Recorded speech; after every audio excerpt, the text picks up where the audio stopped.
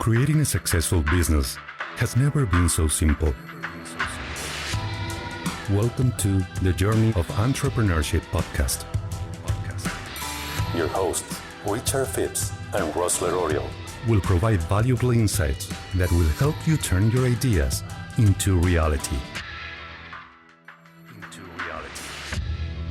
Thank you and welcome back to another episode of the Journey of Entrepreneurship podcast. My name is Rosler and I'm joined by my co-host, Mr. Richard Phipps. How are you doing today, Mr. Phipps? Very good, my friend. Thanks for having me. Glad to have you.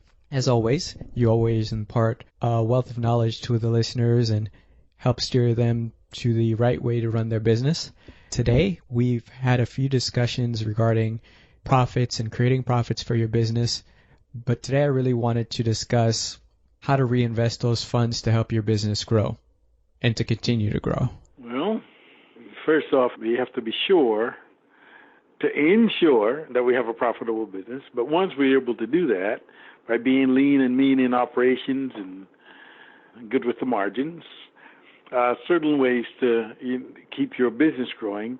And that depends on your business model. You know, what are your plans in terms of growth and scalability? And I know we talked about scalability in an earlier program, but reinvesting in your business has to be a measured process. And as we talk about not going too far one way or another, we have to look at what we have to reinvest and in terms of how much. And that's going to depend a great deal on our growth plan. Small businesses generally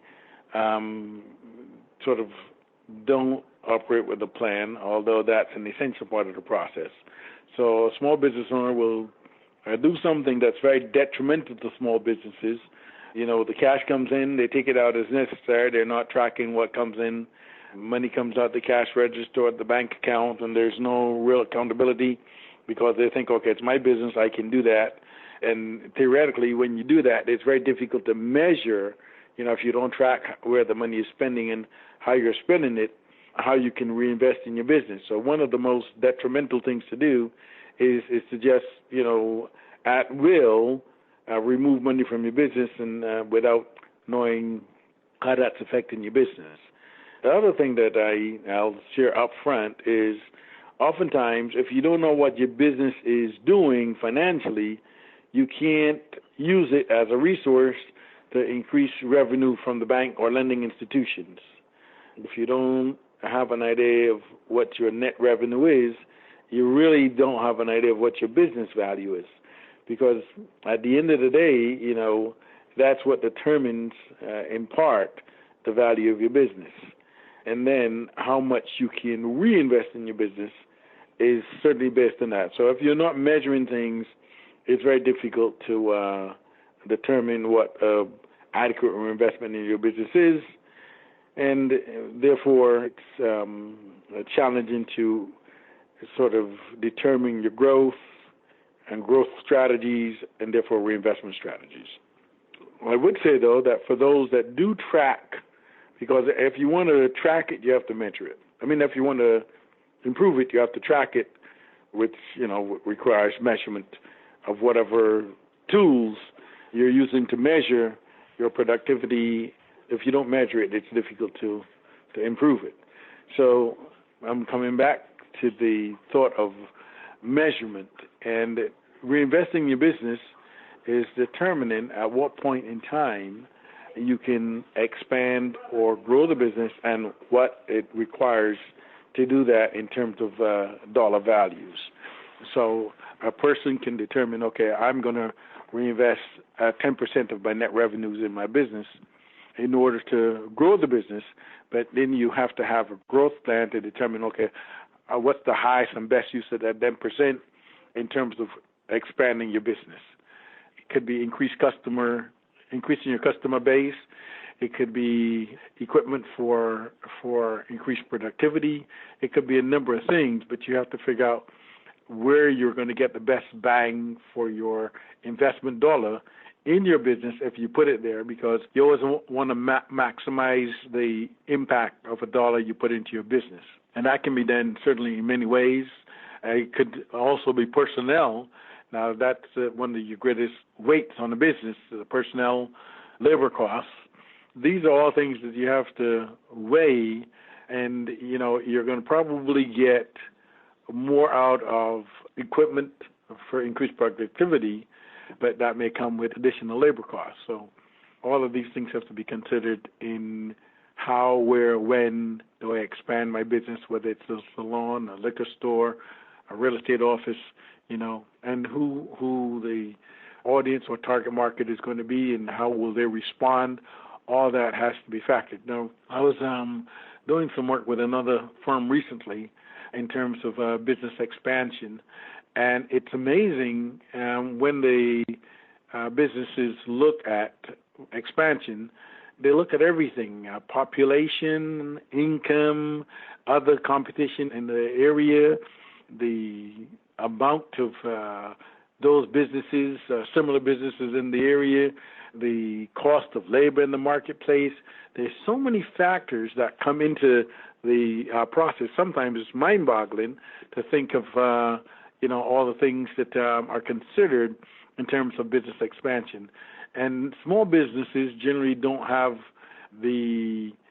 I don't want to say don't have the wherewithal, because they do, but they don't take these things into consideration when they're opening businesses, the usual mom and pop stores.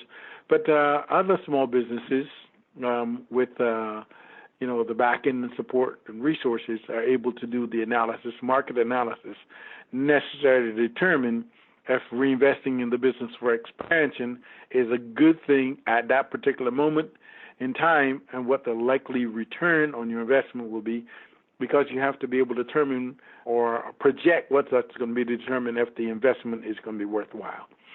And your reinvestment could be, 5%, 10%, 15%, whatever you decide is necessary to move your business to a level, at the next level, but you have to be able to see what the return is on that investment and the horizon for that return.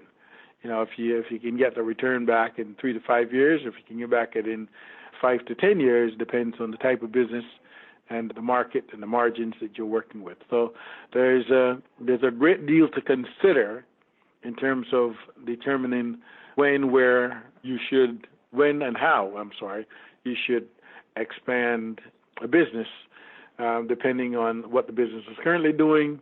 And I would say that you should be experiencing a level of success that determines that you need to expand your business, because some people expand and lose money in the expansion, which is not smart.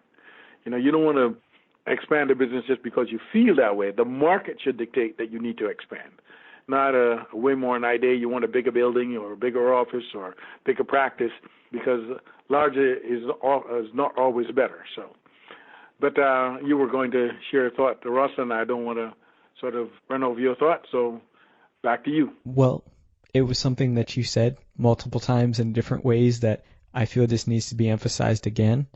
When you're reinvesting in your business to help it grow, whether it be, like you said, hiring more employers or buying additional equipment, that's going to incur an additional cost, and you definitely want to make sure that your day-to-day expenses are going to increase, and you want to make sure that you're still making a profit with the additional cost after you expand. And you did mention that in a few different ways, and that's the simplest way I can even reiterate it, but I felt that it needed to be. That's the whole purpose of expanding, so you can make more money, Right. If you expand and you start losing, not a good equation. But you're definitely going to have to spend some money to make more money, but you have to be able to forecast, like you said, that once I put this additional money in, my expenses are going to go up, but so is my income, because you want them to stagger each other. You don't want them to stay at the same level that they currently are. So you're looking to grow in both areas by spending more money, but also increasing, hopefully by a lot, your income. Significantly more than where you are now. Otherwise, the expansion would not be worth it. Exactly. Wouldn't make sense. So, I would just encourage or your listeners to just weigh carefully and measure carefully. And another bit of advice that I always share is, if you're going to expand, from the date you decide to expand, wait 90 days. And if you still feel after 90 days that you need to expand, if the statistics still indicate in 90 days, the life cycle of a business, 90 days is not a long period. But if after 90 days the determination is still that you need to expand your business, then by all means. But once you make that decision, give it 90 days and reevaluate the situation, because oftentimes you get spurts that says that you need to expand, but the analysis after 90 days may be different, the results. And as a small business owner, where can you find these resources to help you forecast what your potential growth could be and help you make the decision on when to expand? Well, the SBA certainly has some tools available online, but the other thing that I would say is most public libraries have detailed databases on demographics and so forth, and if you have a library card, you can go into a librarian will help you.